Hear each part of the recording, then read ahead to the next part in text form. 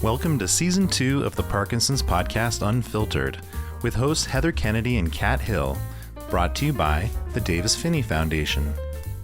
Heather is originally from New York and was diagnosed with young-onset Parkinson's in 2011 when she was 40. Kat is originally from a small town in California and was diagnosed in 2015 when she was 48. Heather and Kat have been friends since they met at the World Parkinson Congress in 2019. In this season, Heather and Kat will be joined by Chris Kruger, a Davis-Phinney Foundation staff member who was diagnosed with Parkinson's in 2020 when he was 37. In each episode this season, Heather and Kat will dive deep into the raw emotion and realities of living with Parkinson's as they share stories and discuss questions they've received from people in the Parkinson's community. If you have a question to ask or story to share, please visit dpf.org/unfiltered. That's dpf.org/unfiltered.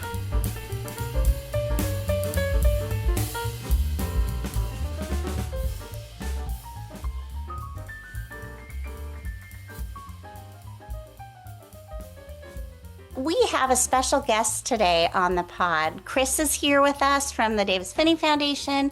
Heather and I have the honor of having received a question from one of our favorite members of the original YOPD Council when we started this many years ago. Amy Montemanero is here with us. She's in the house. It's really good to see you guys after all these years. And I listen to your podcast religiously. I love it. And I always like to hear your voices. So I'm really honored to be asked to be a guest on the podcast today. Thank you for coming. We hope to make you comfortable. Comfortable. Now that's something we haven't felt in a while. And what is more isolating than not be able to speak or to feel uncomfortable wherever you go in your own body? True, Yeah, Heather. It is pretty isolating. Like dyskinesia and dystonia simultaneously? Really? Mm-hmm. All the D's, the D words happen all at once. I heard another podcast I listened to. Somebody made the observation that to have, this is to talk about isolation for a moment. To have, what was the quote? It was something like, to have pain is to be certain, and to hear about another's pain is to have doubt. And so there's a certain way in which you can see the isolation in that, right? Like you can't possibly share it with somebody else. Even the four of us, we can't really know what each other are going through, even though we have a good sense maybe. And try describing that to your brother who's come to rescue you off the floor when your medication just kicks in before he walks in and he sees you standing up and jumping around. Yeah, it's amazing how quickly your physical condition can change, and how that uncertainty and the unexpectedness of how you're going to be can factor into the way that you relate to others and plans that you make and conversations that you start. And how I don't know if this happens to you guys, but how I feel about myself in the moment, that anxiety level. I shared earlier that I've been traveling alone for the last few days, and my confidence is really, really different now. So and I'm trying to really accept that and honor it, and also make good decisions about when to not do that anymore. So we've been talking with our comrades about how our relationship to Parkinson's has changed.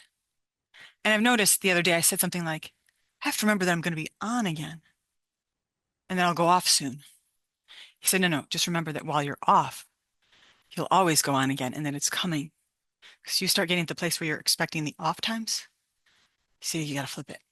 So how has our relationship changed? I think we have a question about that, don't we?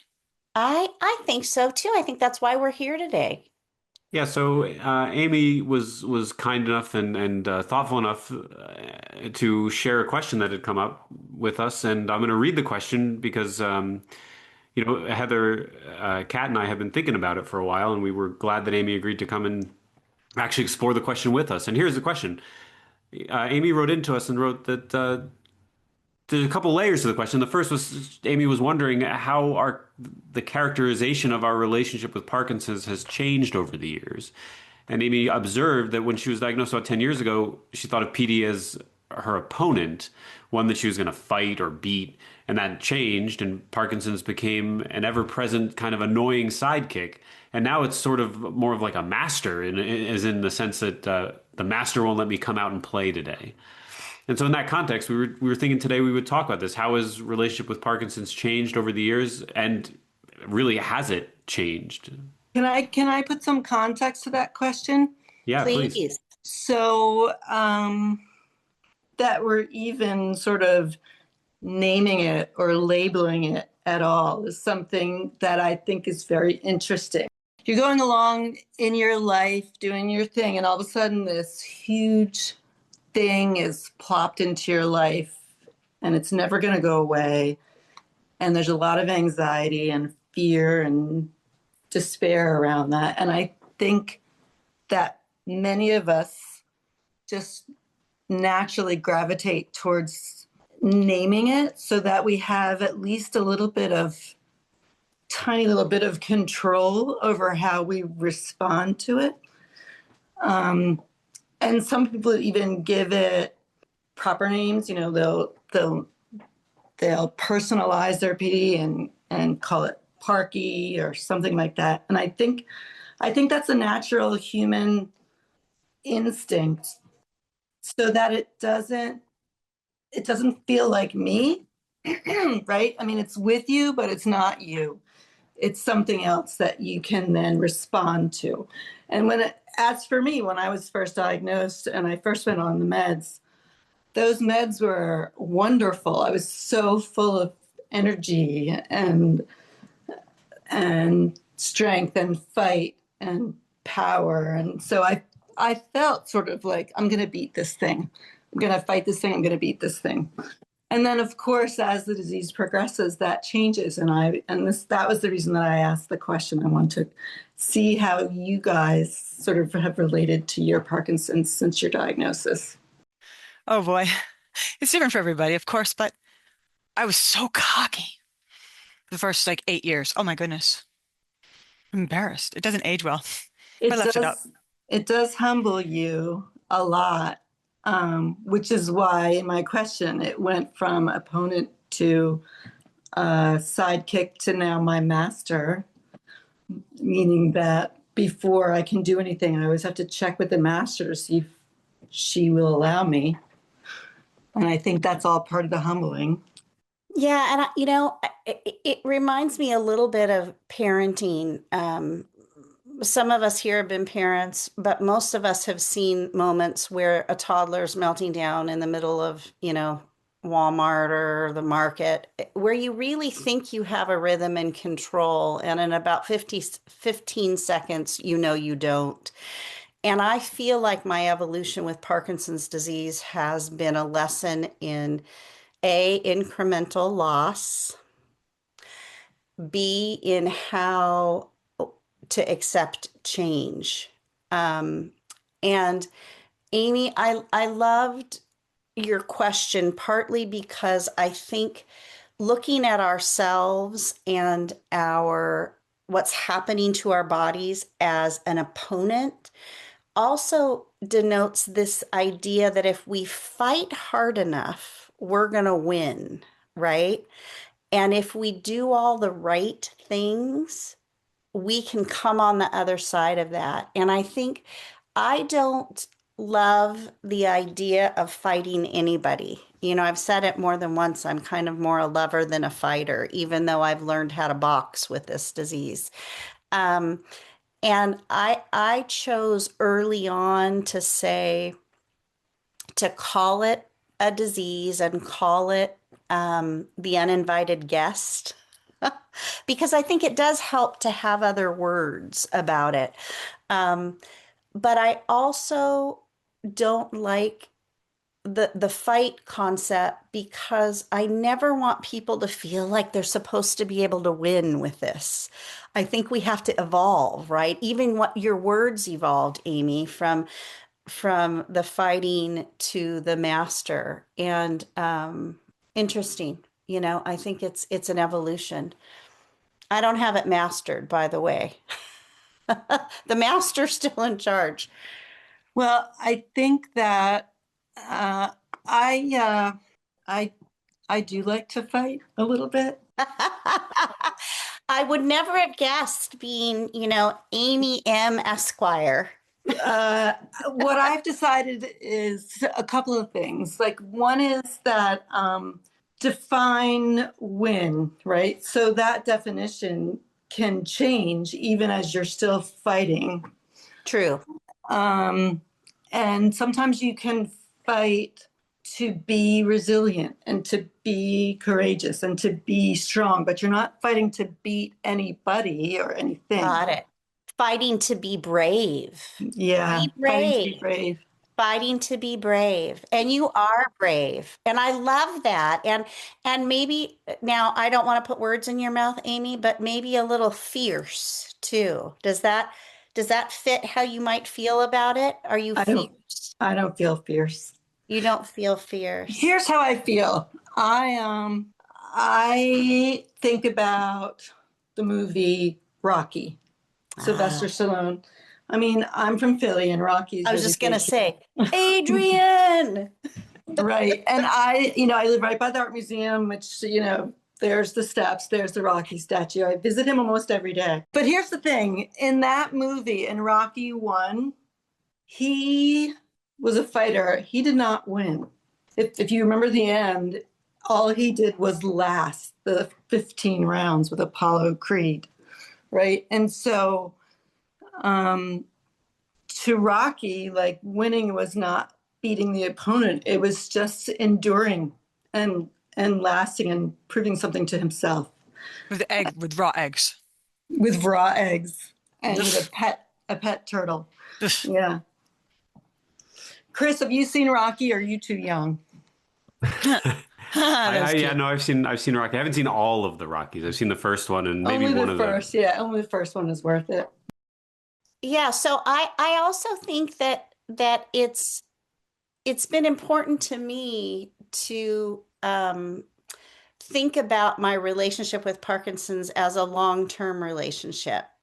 Until there's a cure, and I know it's really coming, I try to be, harmony's too strong of a word, but I try to not give it too much power in my life. I try to put my pills in pretty little containers so that I'm not thinking about prescriptions and medicine. Now, that system may not work for everybody, but it works for me. My body tells me about Parkinson's very, very regularly and reminds me that I still have an uninvited guest in my world. And the name somehow, I don't know about you guys, but it makes it less scary. Yes. You get feisty. Heather's fierce. Heather's fierce. Heather's fierce. I've been through so much. My ego is not driving anymore. It's really not. I try to avoid fights. Now it's really, you taught me that. It's the wee woo way. It's to go around the rock. You don't have to hit the rock every time, Heather. You can let this one kind of, it's like, that's not the hill I'm going to die on.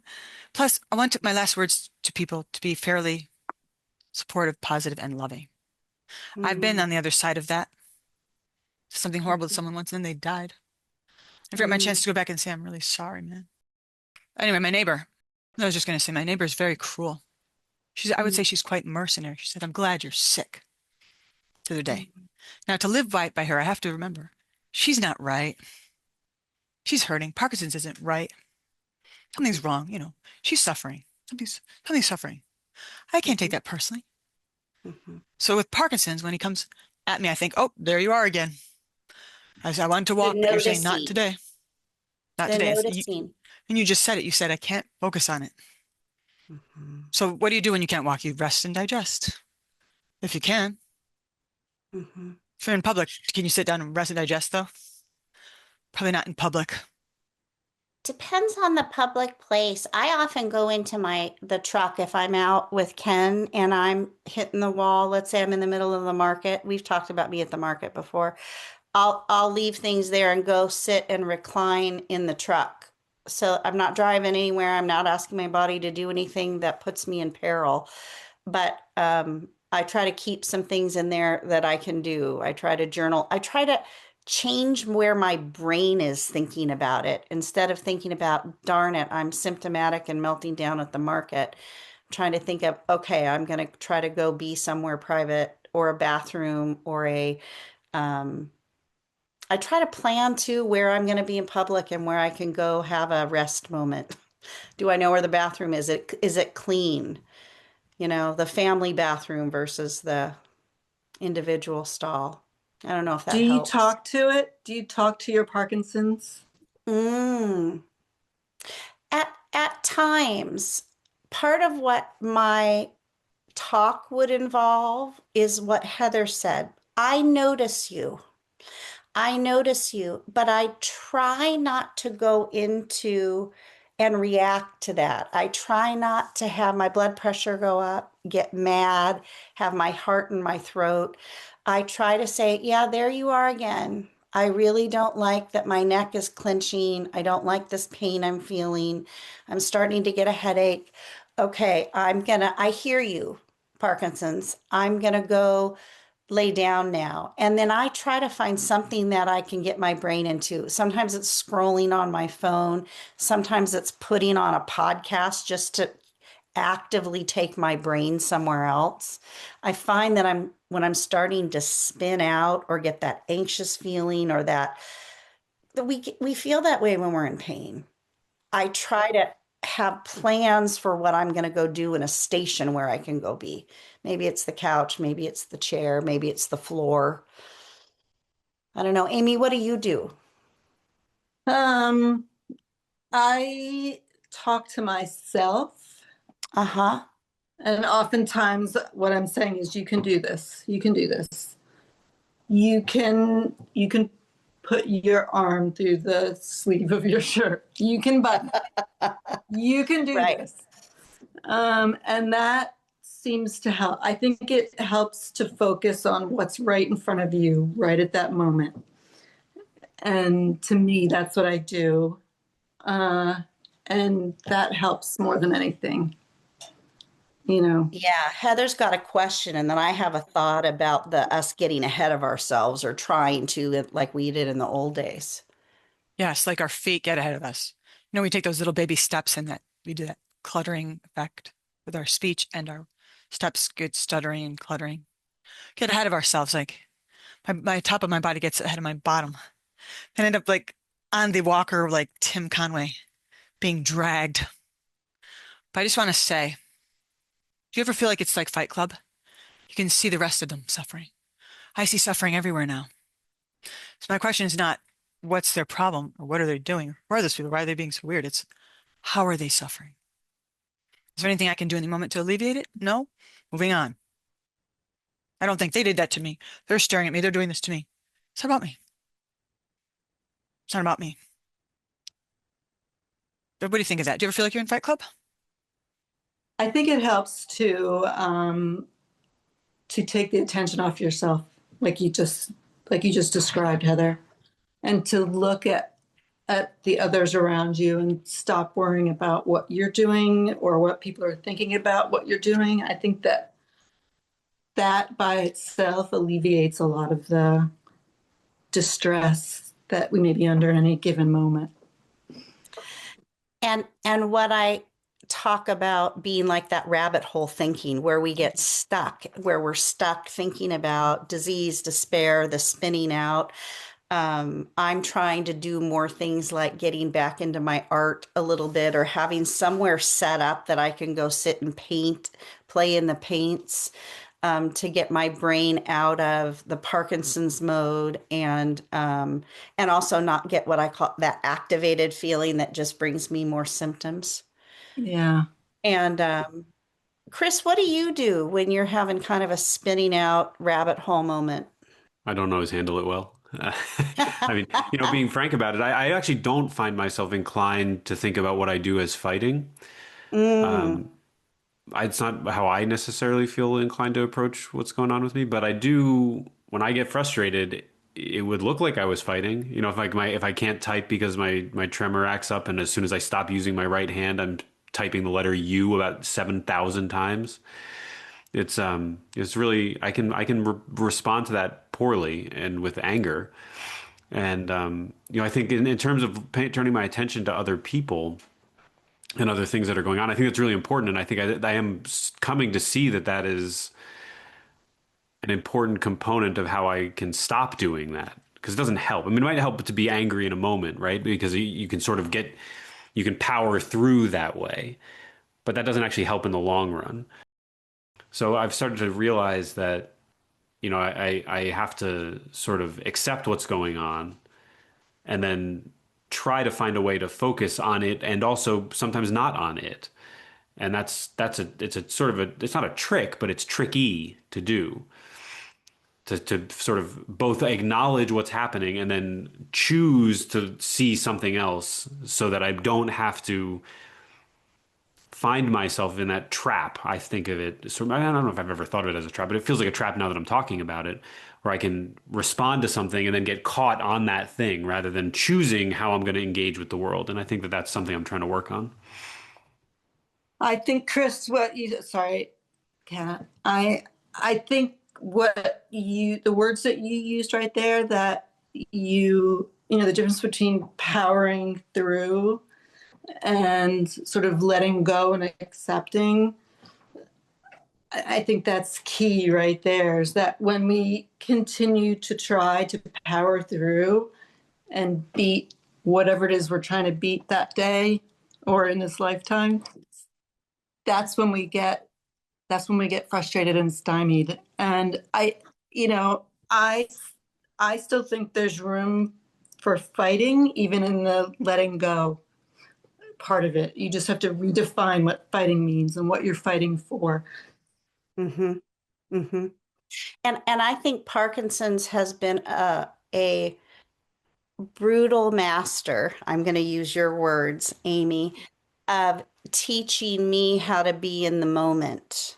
I feel like before Parkinson's, I lived very much in plans and the tomorrow and the goals and the forward thinking, which is partly what my job required, part of what your job required, Amy, what many of our jobs require.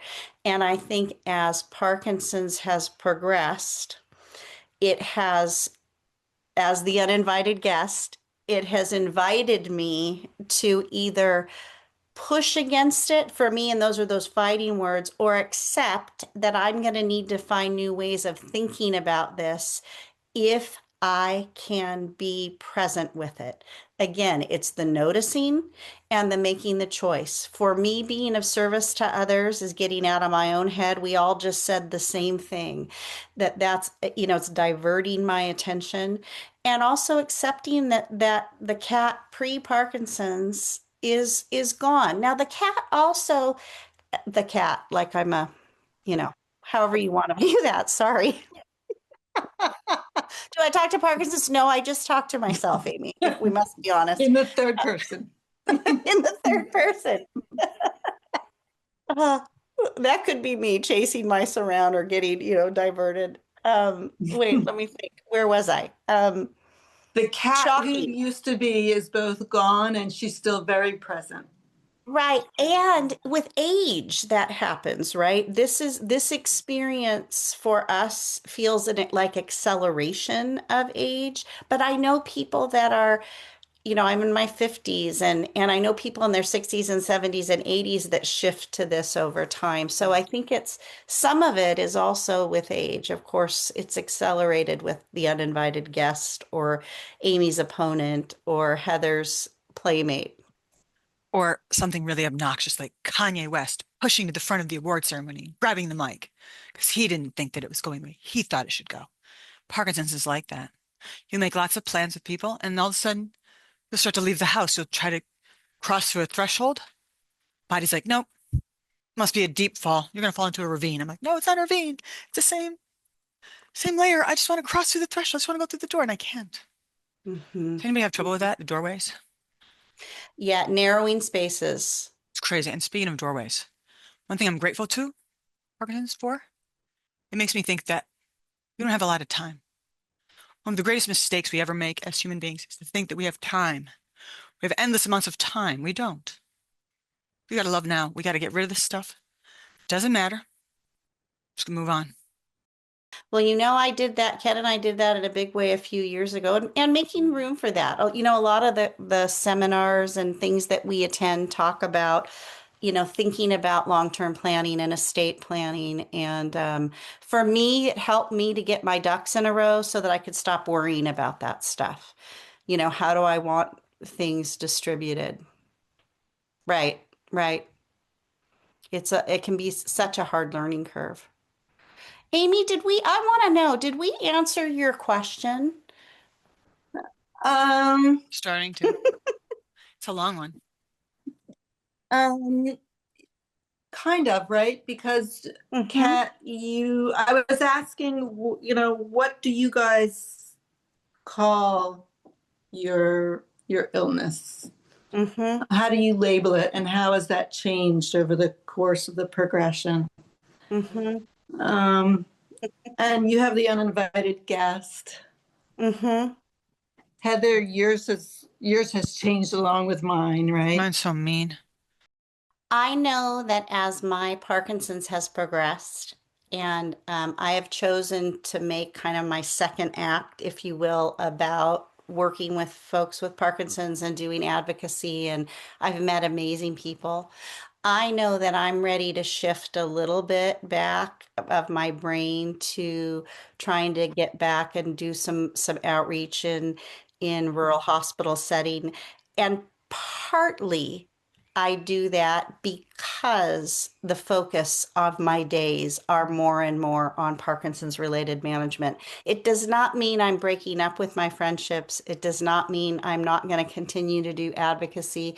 But as I have less and less energy, I am trying to focus more of my energy on less Parkinson specific activities. And I'm trying to look at that as an evolution of the disease, but also an evolution of who I am as a human. It's time maybe for me to step back and not have such an out there a people facing role. There's room for new voices and new advocates, and that's the cycle of things. Just as when I left my practice, that allowed room for new midwives. Did I love it? No, but it is the progression of things, and maybe my season as an advocate is coming, is waning, not going away, but waning. I don't know. Speaking of midwife, speaking of babies, babies, yes, I want to meet my grandkids. I want to work out more so I can meet my grandkids and eat right and things. Amy, tell us about your family. Let's talk about the impact on family My because that's changed. family has pretty much been there. My husband is reliable in every way. My two daughters were in middle school when I was diagnosed, and they're now college graduates, and um, they're doing well. Um, my relationships with my family, including my brother and sister, and my mom and my stepdad, they're all super strong. And I feel really, really lucky. And I take to heart what Michael J. Fox says all the time with gratitude, optimism is sustainable. And I try to surround myself with gratitude for things like that. My relationships being at the top. Well, I've got to say, right this moment, I am so grateful for the friendships here that I see on screen. For you, Heather Kay, for being my go-to, my inspiration in so many ways. You got me into this whole business. Chris, I am grateful that you help run the show and do the back end of a podcast, and the Davis Phinney Foundation for the opportunity to do it. And Amy, I am so grateful that you were brave and maybe not fierce, but you were definitely Not brave fierce. coming on today to talk with us, even though it felt a little intimidating. And I think that I think that's really brave. I hope we weren't too scary. No, you guys are never too scary. I Okay. consider you old friends, and like I said, I love listening to the podcast because I love hearing your voices. Mm. And so it's good to get to see you again. And who knows, I may show up on your steps and yell, Amy M. And then we can Amy run M." up the rocky steps and do the thing at the top. I have a dear friend and advocate, Claudia, who did that in Japan at the World Parkinson Congress, and That's she great. just whipped right up there. So impressed with her. She's one of my idols. I So, do think, though, that the Rocky analogy works for me in terms of I want to keep fighting, but fighting might just mean, lasting until the end. amen. That's the win. It is. It is. Yeah. Yeah. Well, I hope to get together with y'all soon. Come on over. That would be lovely. There's 3 out of 4 of us on the East Coast right now. Yeah, for about another week or so. I wish. I don't know how far I am from you. Where are you? I'm in North Carolina helping take care of some beautiful new children, So getting my what baby fix. are their names? Say hi to them. Say The- hi to them. I will say hi to all of them. I will. And thank you guys for taking time out and chatting with us. I appreciate all of you. Amy, thank you again for the thoughtful question. And again, as usual, Heather and I might not have any really super concrete fixed answers. The answer to the question is it's different from all of us and it evolves, right? Yeah. And to breathe. Heather's It's holding hard up to her remember to feet. breathe. It's hard. I appreciate being asked to be a guest on the podcast. This was fun. Thank you for listening to this episode of the Parkinson's Podcast Unfiltered. Remember, if you'd like to send a question to Heather and Kat, you can do so by visiting dpf.org/unfiltered. That's dpf.org/unfiltered. This content includes information, insights, and opinions from our Parkinson's community. The views expressed are those of individual participants and do not constitute medical advice. This content is not intended to substitute for the guidance, advice, or recommendations of your personal healthcare providers.